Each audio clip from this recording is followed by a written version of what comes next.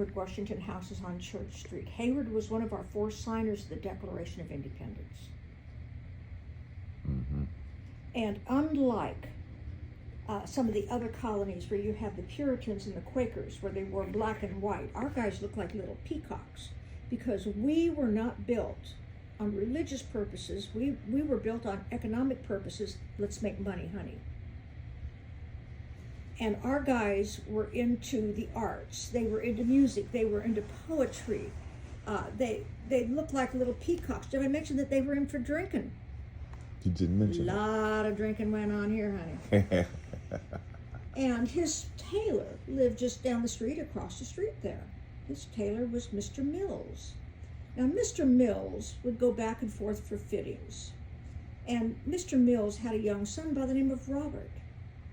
And Heyward, one of our 4 signers of the Declaration of Independence, took a liking to young Robert Mills, paid for him to go through the College at Charleston.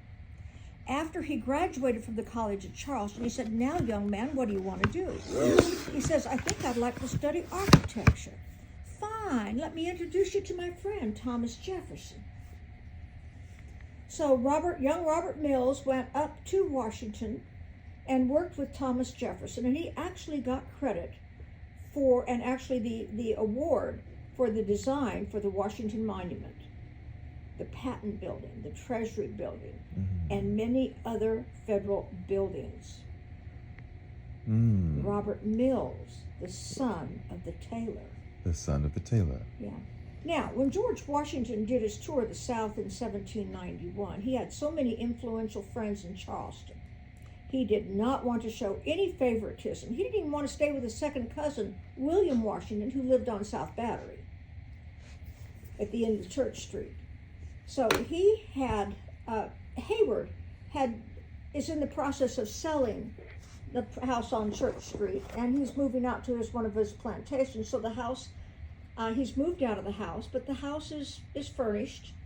And so President Washington has the city rent that property for him, because that way he's not staying with anybody, no favoritism whatsoever. So when George Washington was there, he was entertained many times, 5 times in the old Exchange building.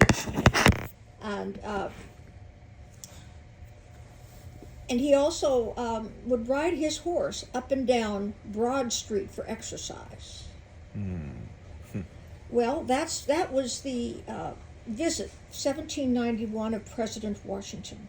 Now, when he left, the sale of the house went through, and the Grimke family, Judge Grimke, purchased the house.